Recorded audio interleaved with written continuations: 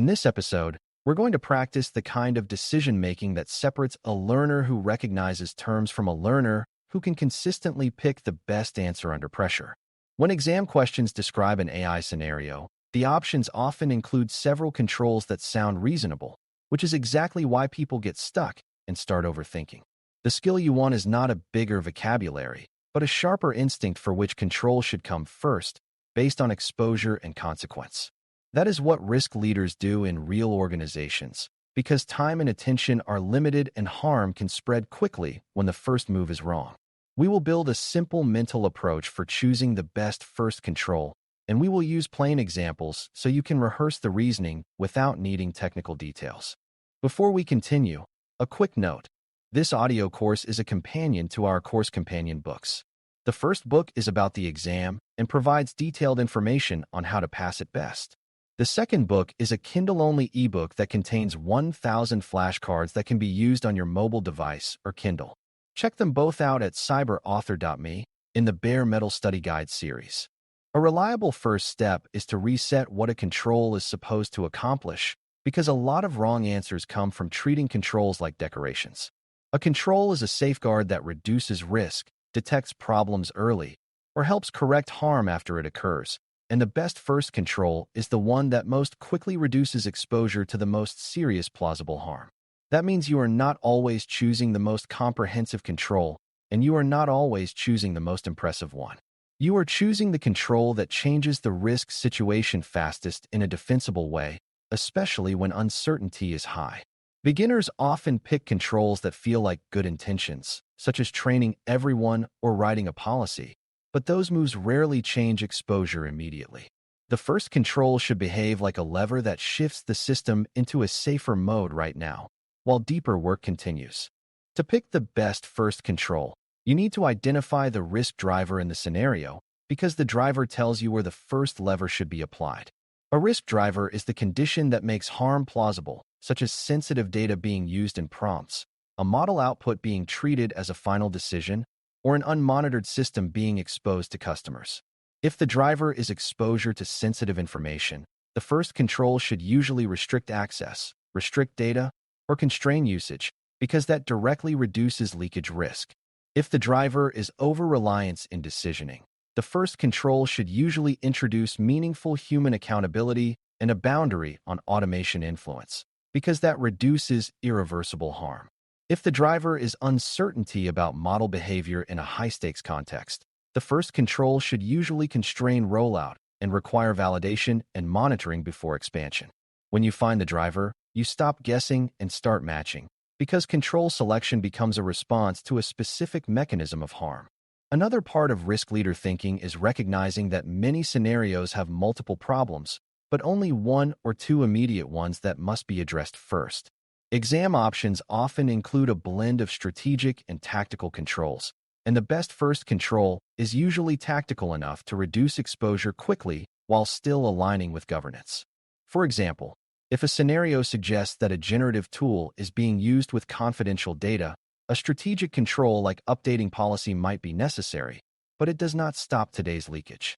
A tactical control like restricting the tool's data access, limiting it to approved workflows, or blocking certain data categories has immediate protective value. Strategic actions still matter, but they are often second moves because they build durability after immediate exposure is reduced. A risk leader does not confuse long-term improvement with first response, and exam questions reward that discipline by framing urgency through words like launch, customer-facing, high-stakes, or regulatory concern. One of the strongest heuristics you can practice is the reversibility test, because it forces you to prioritize based on how hard it would be to undo the harm.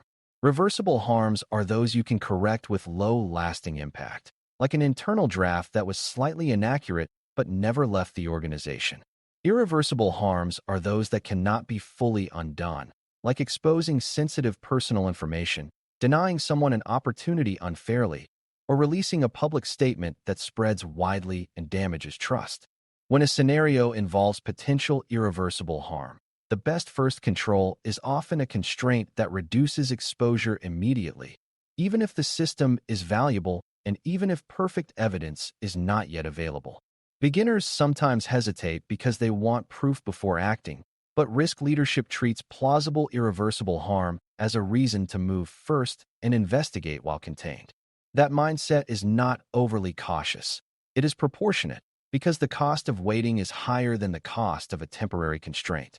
Another useful filter is to separate controls that are primarily preventive from controls that are primarily detective, because first controls usually need to be preventive when exposure is high.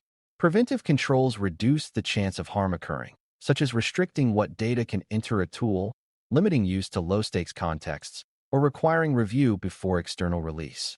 Detective controls help you notice harm quickly, such as monitoring for drift, flagging harmful outputs, or tracking anomalies in decision patterns. Detective controls are valuable, but they are often insufficient as a first move if the system is already exposed and capable of causing immediate harm. If a scenario describes a model being used in credit, hiring, healthcare, or safety decisions, monitoring alone is rarely the best first control because monitoring observes harm while it may still occur. In those cases, a first control that introduces a boundary, a review gate, or a scope constraint usually ranks higher because it reduces harm while monitoring builds visibility. Now practice the idea of control placement, meaning where in the workflow the control acts, because controls that act closest to the risk driver tend to be stronger first choices. If the risk driver is users pasting sensitive data into prompts, a control that relies on later review of outputs is weaker than a control that prevents sensitive data input in the first place. If the risk driver is a model output triggering a consequential decision, a control that adds an explanation document is weaker than a control that ensures humans remain accountable and can override outcomes meaningfully. If the risk driver is a system quietly expanding beyond its approved scope, a control that improves general awareness is weaker than a control that enforces scope boundaries and requires reassessment for changes. Risk leaders prefer controls that intercept risk at the point of creation because intercepting is faster and more reliable than cleaning up later. On exam questions, the best first control often sits upstream, where it reduces the chance that harm becomes real.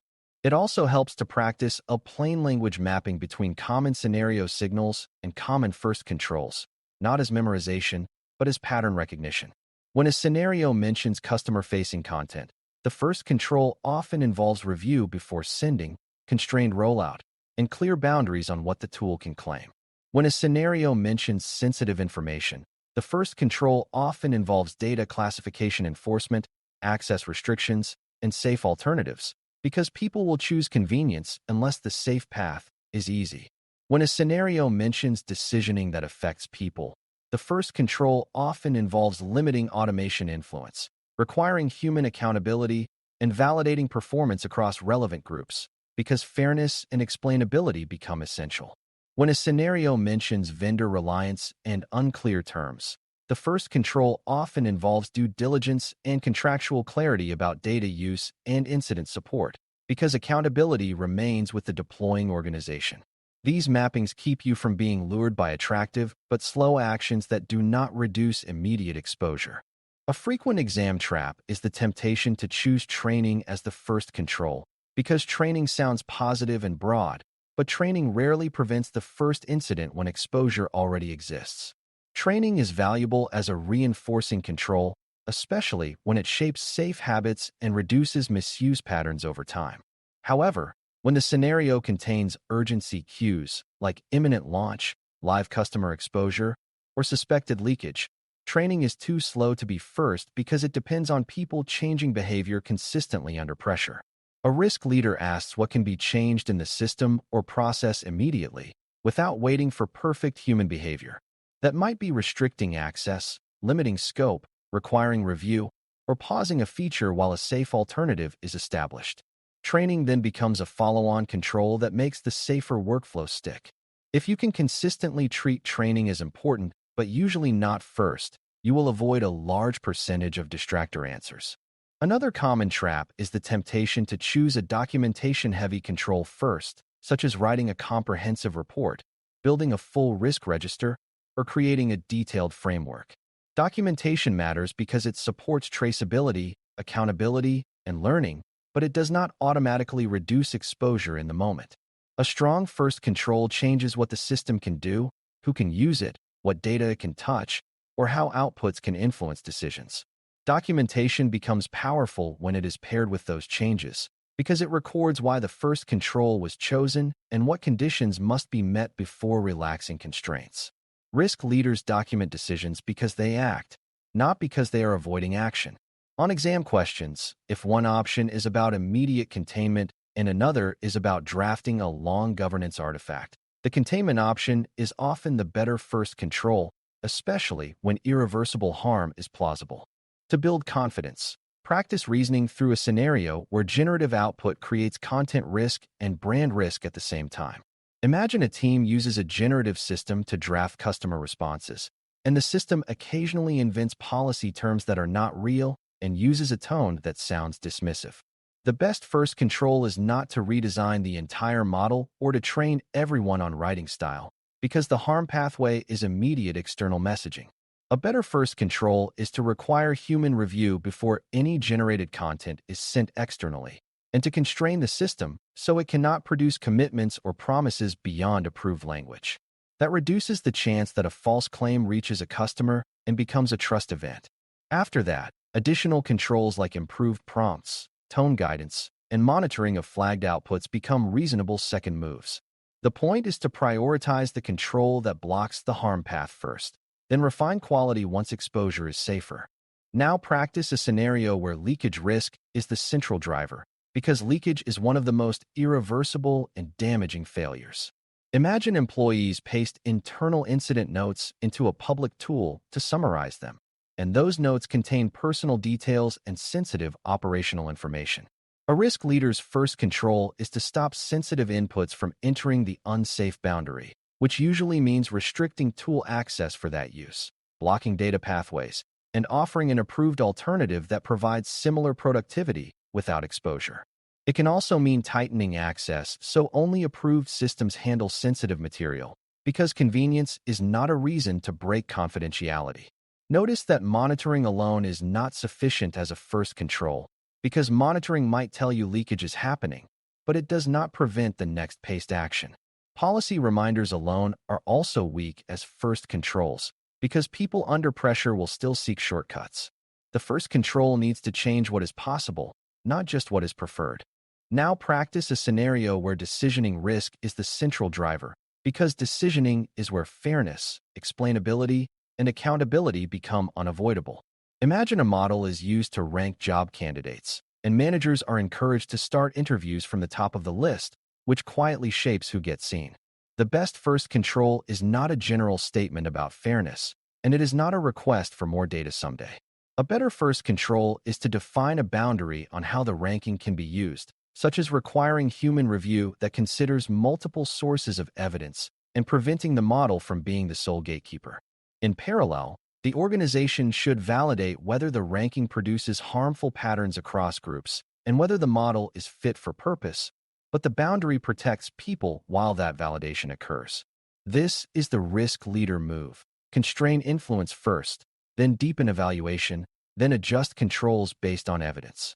Exam questions often reward answers that protect people immediately, rather than answers that promise future fairness without changing current decision pathways.